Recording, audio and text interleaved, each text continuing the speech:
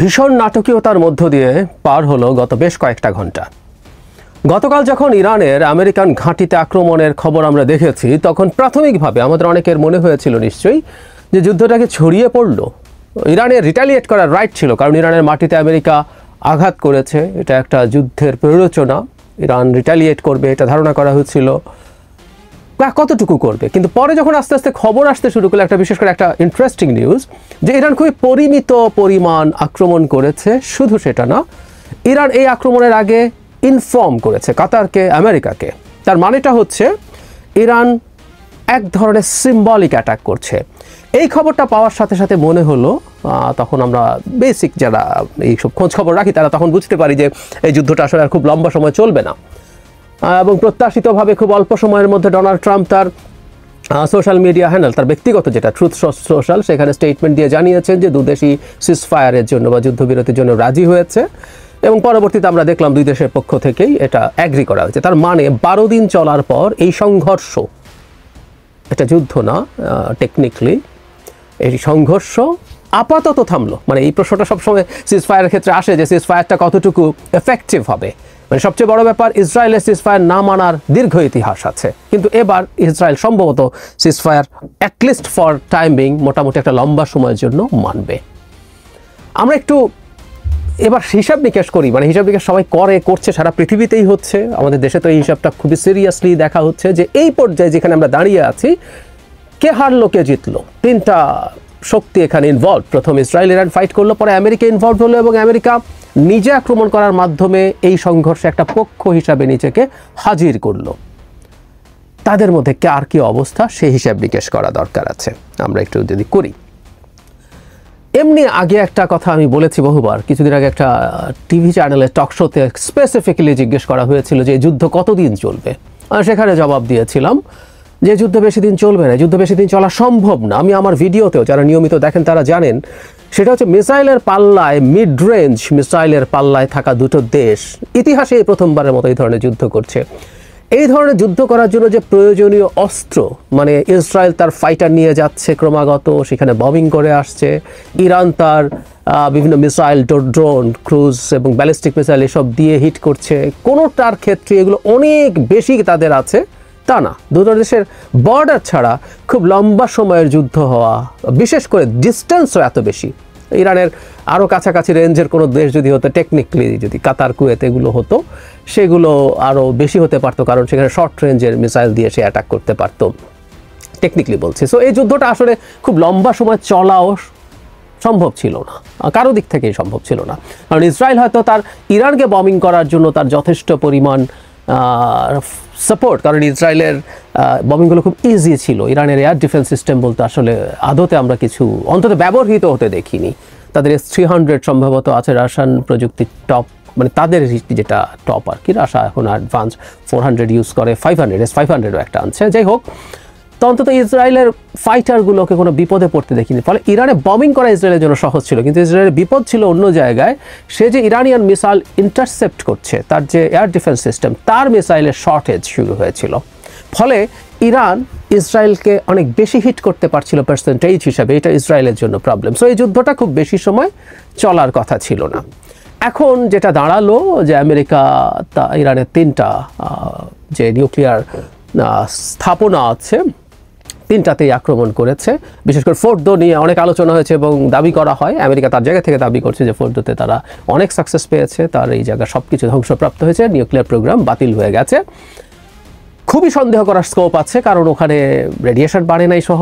আমরা এটুকু বলতে পারি যে এই জিনিসগুলো মানে ইরান বসে বসে রেখে দেবে, এরকম হওয়ার কথা না। এমনকি এরকম নিউজও দেখেছি যে স্যাটেলাইট ইমেজ দেখিয়েছে যে কিছুদিন আগে লম্বা ট্রাকের সারি ছিল ফোর্দোর বাইরে, তারা অনেক কিছু সরিয়ে নিয়েছেন এটা বলা যায়। এবং আমি ধারণা করি ব্যক্তিগতভাবে ইরানের নিউক্লিয়ার প্রোগ্রাম খুব বেশি পেছায়নি। তার সেন্ট্রিফিউজ না নিতে পারো, কিন্তু তার যে 400 কিলোগ্রাম মাত্র, এটা মাত্র ওজনের দিক থেকে যদি এটা অনেক কিছু, কারণ 400 কিলোগ্রাম দিয়ে 8-10টা বোমা বানিয়ে ফেলা যাবে যদি এনরিচ করা শেষ হয়। সেটা নিশ্চয়ই এত বড় ওজন না যেটা সরানো যাবে। ইরান বহু আগে এটা সরিয়ে ফেলেছে। তাহলে সর্বোচ্চ ইরানের যেটা ক্ষতি হয়ে থাকতে পারে, তার সেন্ট্রিফিউজগুলো যদি ক্ষতিগ্রস্ত হয়, যেটার মাধ্যমে ইউরেনিয়াম 235 এনরিচমেন্ট করা হয়, সে এনরিচ করাটা হয়তো পিছিয়ে যাবে, তার বোমা তৈরির যদি ইচ্ছা থাকে সেটা খানিকটা পেছাবে, কিন্তু ম্যাসিভ ক্ষতির সম্মুখীন তারা হয়েছে তা না। কারণ ইরান তো এগুলো কিনে আনে না, ইরান তো ডোমেস্টিক নলেজ দিয়ে এগুলো করেছে। নলেজ তো বোমা মেরে শেষ করা যায় না। একের পর এক নিউক্লিয়ার সায়েন্টিস্ট হত্যা করা হলেও এখনও তাদের যথেষ্ট সাপ্লাই আছে পাইপলাইনে, যার মাধ্যমে তারা এই কাজটা করতে পারবে। কিন্তু যেহেতু আমেরিকা ইরানের মাটিতে অ্যাটাক করেছে, এটা ইরানের সরকারের জন্য একটা প্রেস্টিজের প্রশ্ন। এর আগে আমি আপনাদের জানিয়েছিলাম, আপনাদের মনে থাকার কথা, ট্রাম্প আগের মেয়াদে কাসেম সুলেমানিকে যখন ইরাকে ড্রোন থেকে হত্যা করেছিল, আইআরজিসির চিফ, তখনও ইরান আমেরিকান বেইসে রিটালিয়েটারি সিম্বলিক অ্যাটাক করেছে। এবারও সেই রকম, মানে সম্ভবত 14টা মিসাইল তারা কাতারে এবং ইরাকে থাকা বেইসে করেছে। 14টা বোমা যেহেতু তার মাটিতে ফেলা হয়েছে, so it was precisely measured. এবং কাতার, আমরা জেনে রাখবো, আমেরিকার সবচেয়ে বড় বেইস মিডল ইস্টে কাতারেই আছে। সম্ভবত মোট 17টা বেইস বা সৈন্য উপস্থিতি আছে, এর মধ্যে কাতারেরটাই সবচেয়ে বড়। এবং এখানে এয়ার ডিফেন্স সিস্টেমও টপ নচ। আমেরিকার যে দুটো এয়ার ডিফেন্স সিস্টেম দিয়ে হাই এবং লোয়ার আকাশে তারা করে, সবগুলো এখানে ছিল। থার্ড এবং প্যাট্রিয়ট, এগুলো দিয়ে তারা ইন্টারসেপ্ট করেছে বলে বলছে, যেগুলো জরুরি না। ইরান আসলে নিজে খুব বেশি স্ট্র্যাটেজিক টার্গেট করেনি, হিট করতে চায়নি। করতে চাইলে অনেক কিছুই করতে পারতো, ইরান অলরেডি সক্ষমতা দেখিয়েছে। আবার আমেরিকাকে জানানোর মাধ্যমে সে এটা বুঝিয়ে দিয়েছে, আমি আসলে আর এসকালেট করতে চাই না, আমি হালকা কিছু, আমার ডোমেস্টিক অডিয়েন্স আছে, লোকজন আছে, তাকে দেখাতে হবে, আমি সিম্বলিকলি চাই। তার মানে কথাটা এরকম আমরা বলতে পারি, এই পয়েন্টে এসে তিনজন মানে এখানে 3 দেশের কথা বলছি, ইসরায়েল, ইরান এবং আমেরিকা, সবাই সংঘর্ষটা শেষ করতে চেয়েছে। ট্রাম্পের যে স্টেটমেন্ট, সেই স্টেটমেন্টের শেষ অংশটা আমার কাছে খুব ইন্টারেস্টিং লেগেছে। তিনি একটা জায়গায় বলছেন যে যুদ্ধটা অনেক দিন যেতে পারতো, এটা মিডল ইস্ট সহ সব কিছু শেষ করে দিতে পারতো। তারপরের বাক্যটা, god bless Israel, god bless Iran, god bless the middle east, god bless the United states of America and god bless the world. মানে ইরানকেও এর মধ্যে অন্তর্ভুক্ত করেছেন ডোনাল্ড ট্রাম্প। ইন্টারেস্টিং। আচ্ছা, এখন হার জিতের খানিকটা হিসাব, এইসব আসলে একটা যুদ্ধ আসলে এইখানেই শেষ হয়ে যায়নি। আমি মনে করি ইরানের সাথে সংঘর্ষ সামনে খুব বড় স্কেলে ফিরে আসতে যাচ্ছে। কিন্তু এই মুহূর্তে কি হয়েছে, ট্রাম্প তার ডিল মেক করতে পারেন, সেটা উনি আবার দেখালেন। ট্রাম্পের একটা বিরাট এক অর্থে বিজয় হয়েছে। ট্রাম্প তার মোটা জায়গায় সব কুল রক্ষা করতে পেরেছেন। তিনি তার উপরে যে জায়নিস্ট লাবি আছে, তার উপরে যে রাইটিস্টরা আছে তার দলে, সারা পৃথিবীর ইহুদি জনসংখ্যার মধ্যে একটা বড় অংশের চাপ ছিল যেন ইরানের এই নিউক্লিয়ার ওয়েপনের ক্ষেত্রে আমেরিকা সরাসরি পার্টিসিপেট করে। সো তিনি সেটা করলেন। সেটা করার ফলে তার লাভ হলো যে তিনি ওদের চাপ থেকে বেরিয়ে আসতে পারেন। তিনি আফটারঅল একজন রাইটিস্ট মানুষ। আবার তিনি যুদ্ধ ছড়াতে দিতে চান না, তিনি যুদ্ধ করবেন না, এইরকম একটা ইমেজ তিনি নিজের জন্য তৈরি করেছেন। তিনি তার প্রথম থেকেই ক্যাম্পেইনের ক্ষেত্রে এই কাজটা সবসময় করার চেষ্টা করেছেন। সাম্প্রতিক সময় রাশিয়া ইউক্রেন নিয়ে খুব একটা সফল হননি, কিন্তু তিনি বারবার বলতেন তিনি আসলে 24 ঘন্টার মধ্যে যুদ্ধ বন্ধ করতে পারবেন। সো শেষ পর্যন্ত এই যুদ্ধটা উনি বন্ধ করেছেন। এবং এটা একমাত্র না, কিছুদিন আগে ভারত পাকিস্তান যখন পরস্পরের বিরুদ্ধে সংঘর্ষে লিপ্ত হয়, তখনও তিনি ডিল মেকার ছিলেন। তিনি চাপ দিয়ে এই দুটো দেশকে যুদ্ধ বন্ধ করাতে পেরেছেন। এখানেও যখন এটা হয়েছে, এটা একটা বড় সাফল্য ট্রাম্পের, এটা বলতে হবে, সত্যিই বলতে হবে। নাম্বার 2 হচ্ছে ইসরায়েলের কী অবস্থা আর ইরানের কী অবস্থা। আমি মনে করি ফর দ্য টাইম বিং তুলনামূলকভাবে বেশ ক্ষতিগ্রস্ত হয়েছে ইসরায়েল। ইসরায়েলের কিছু সাফল্য আছে। সে আমেরিকাকে এখানে আনতে চেয়েছিল, এই যুদ্ধের পার্ট করতে চেয়েছিল, সংঘর্ষের পার্ট করতে চেয়েছিল। সে খানিকটা পেরেছে, সেই কারণে তার মনে হতে পারে যে সে এটা হয়েছে। কিন্তু ইসরায়েলের ব্যর্থতা আমি বলবো যেটা, সেটা হচ্ছে ইরান শেয়ানে যুদ্ধ করেছে। ইরানের ক্ষয়ক্ষতি বেশি হয়েছে, কোনো সন্দেহ নাই ইসরায়েলের তুলনায়। কিন্তু ইরান এতটুকু জবাব দিতে পারবে ইসরায়েলের লোকজন খুব প্রস্তুত ছিল না। এবং ইসরায়েলের লোকজনের যে ফিলিং অফ সিকিউরিটি ছিল, যে তাদের Tel Aviv is so fortified, এটা 3 স্তরের এয়ার ডিফেন্স সিস্টেম দিয়ে এমনভাবে এটার নিরাপত্তা নিশ্চিত করা হয়েছে যে কেউ এটাকে পেনিট্রেট অলমোস্ট করতে পারবে না। সেই পারসেপশন ভালোভাবেই ভেঙে গেছে। এটা ইসরায়েলিদের জন্য এবং লং টার্মে বা মিড টার্মেও নেতানিয়াহুর জন্য খুবই ক্ষতিকর হলো। নাম্বার 2, নেতানিয়াহু তো প্রকাশ্যে ঘোষণা করেছেন আসলে তিনি ইরানের রেজিম চেঞ্জ চান। একটা তো নিউক্লিয়ার যে প্রযুক্তি সেটা ধ্বংস করার কথা বলেছেন, এটা নিয়ে একটু মুখ রক্ষা করতে চাইলে পারতে পারেন গায়ের জোরে। তার আক্রমণে কিছু হয়নি। আমেরিকার GBU-57 দিয়ে যে অ্যাটাক করা হয়েছে, সেই বাংকার ব্লাস্টার বম্ব দিয়ে, সে বলতে পারে হ্যাঁ ওটা হয়েছে। কিন্তু নেতানিয়াহু প্রকাশ্যে রেজিম চেঞ্জের আলাপ তুলেছেন। আমি আসলে ব্যক্তিগতভাবে বিশ্বাস করি এই আক্রমণের উদ্দেশ্য ছিল রেজিম চেঞ্জ করা। নিউক্লিয়ার স্থাপনা যে পরিমাণ ডেপথে ছিল থাকে, সেটা আসলে ইসরায়েলের সক্ষমতা ছিল না। এমনকি আমেরিকারই আছে কি না সেই আলাপ এখনও আছে এই যাবতীয় আক্রমণের পর। তো তাহলে তিনি তো রেজিম চেঞ্জ করতে পারেননি, পাল্টা তিনি এটা বাস্তব করে তুললেন, জনগণ দেখল Israel is not that protected. So Israel, এই তিনজনের মধ্যে আমি মনে করি নেতানিয়াহু এবং ইসরায়েল তুলনামূলকভাবে খারাপ অবস্থানে আছে। একেবারে ডিজাস্টার হয়ে গেছে, পরাজিত হয়েছে এভাবে বলবো না, খারাপ অবস্থানে আছে।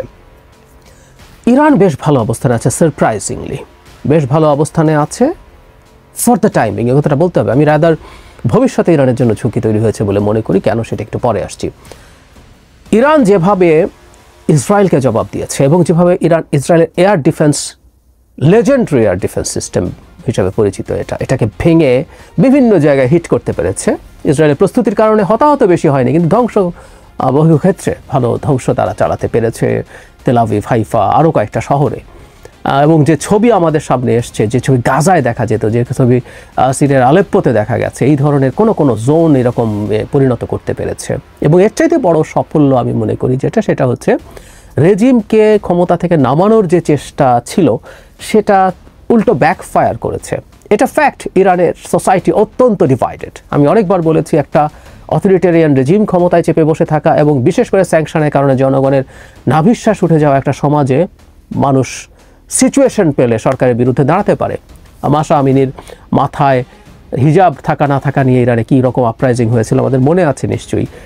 এই পরিস্থিতিতে সেটা হতে পারত বলে মনে করেছিল তারা, কিন্তু না, উল্টো জনগণের মধ্যে সলিডারিটি বেড়েছে। যারা তার বিরোধী তারাও অনেকে ইরানের সরকারের পাশে দাঁড়িয়েছে। কারণ ইসরায়েল যখন ইরানের মাটিতে আক্রমণ করে, আমেরিকা যখন করে, সেটা দিনের শেষে তার জন্য যাদের অনেকের ইগোতে হার্ট করেছে। সুতরাং ইরান ইজ ফাইন। এবং ইরান আমেরিকার আক্রমণটাও মুখ বুজে সহ্য না করে সিম্বলিক হলেও সে একটা অ্যাটাক করেছে। এবং ইরান আমেরিকাকে কনভিন্স করতে পেরেছে ইরানের এই সিম্বলিক অ্যাটাকের পর আমেরিকা আর এসকালেট করবে না। এটাও খুবই ইন্টারেস্টিং এবং ইম্পর্টেন্ট। ডোনাল্ড ট্রাম্প এটা নিয়েছেন, এটা তিনি ডিসঅ্যাগ্রি করেন নাই। আমেরিকার মতো পরাশক্তি রিটালিয়েট করার পর আবার এসকালেট করার কথা, এসকালেশন লেটারে উপরের দিকে উঠে যাবে, এরকম অনেকের টেন্ডেন্সি থাকতো, কিন্তু ট্রাম্প সেটা করেননি এবং ইরান ট্রাম্পের সাথে এই নেগোসিয়েশনটা করতে পেরেছে। সব দিক মিলিয়ে ইরানেরও একটা খুবই ভালো অবস্থান আসলো।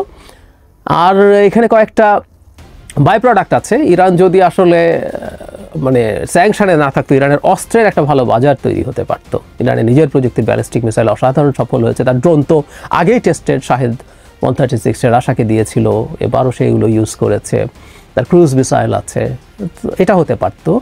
আরেকটা বড় লাভ হলো মধ্যপ্রাচ্যে বড় স্কেলের যখন এই সমস্যা তৈরি হলো, আমি মনে করি আমেরিকান অস্ত্র ব্যবসায়ীদের একটা বিরাট সুবিধা তৈরি হয়েছে। খেয়াল করুন আপনারা, যে আমি আবারও বলছি ইরানের একটা ঝুঁকি আছে, শেষের দিকে আসবো। সেটা হচ্ছে ইরানের যে মিলিটারি বা মিসাইল ক্যাপাবিলিটি দেখা গেল, সেটা ইসরায়েলকে সে যা করতে পারলো, এখন মিডল ইস্টের অন্য দেশগুলো তার এই রেঞ্জ, ক্ষেপণাস্ত্র রেঞ্জের পাল্লায় আরব দেশের প্রায় সবগুলোই আছে। এখন তারা ভয় পেতে শুরু করবে। তারা তাদের অ্যাটলিস্ট এয়ার ডিফেন্স সিস্টেম তারা অনেক আপগ্রেড করবে। তারা ইরানের সাথে ফাইট করার জন্য শক্তি সঞ্চয় করবে। এবং ইসরায়েলের যে ফাইটারগুলো ওখানে ভালো পারফর্ম করতে পেরেছে, ইসরায়েলেরগুলো আমেরিকার F-35 অনেক লিডিং রোল প্লে করেছে, ওটার বিক্রি বাড়বে। আমেরিকার এয়ার ডিফেন্স সিস্টেম চাইবে, ফলে আমেরিকার মিসাইল চাইবে। ফলে দিনের শেষে অস্ত্র ব্যবসার একটা দুর্দান্ত মৌসুম সামনে আছে মিডল ইস্টে, এতে কোনো সন্দেহ নেই। ইরান নিয়ে যে কথাটা বলতে চাইছিলাম সেটা বলে শেষ করি। ইরান তার এত সক্ষমতা দেখানো, তার জন্য একটা ঝুঁকি হয়তো তৈরি করছে। ইরান এত সক্ষম একটা ইরান, আমি নিউক্লিয়ার ক্যাপাবিলিটি সরিয়েও রাখি, তার কনভেনশনাল ওয়েপনে, বিশেষ করে মিসাইল টেকনোলজিতে তার যে অবিশ্বাস্য এক্সপার্টিজ তৈরি হয়েছে, এই সক্ষমতার ইরানকে মাঠে থাকতে দেবে এইভাবে ইসরায়েল এবং আমেরিকা? এবং শুধু সেটা না, এই মুহূর্তে ইরানের প্রক্সিগুলো হেজবুল্লাহ, হামাস, হুতি অনেক দুর্বল অবস্থায় আছে। সময় গেলে তারা আবার শক্তি সঞ্চয় করবে। তাহলে কি খুব বেশি দিন না, অল্প সময়ের মধ্যে ইরানের অভ্যন্তরীয় নানান রকম ঘটনা ঘটতে পারে। এই রেজিমকে টপল করার কোনো না কোনো চেষ্টা কোনো না কোনো ফর্মে ফিরে আসবে। আমি মনে করি আসবে, খুব বেশি দেরি হবে না।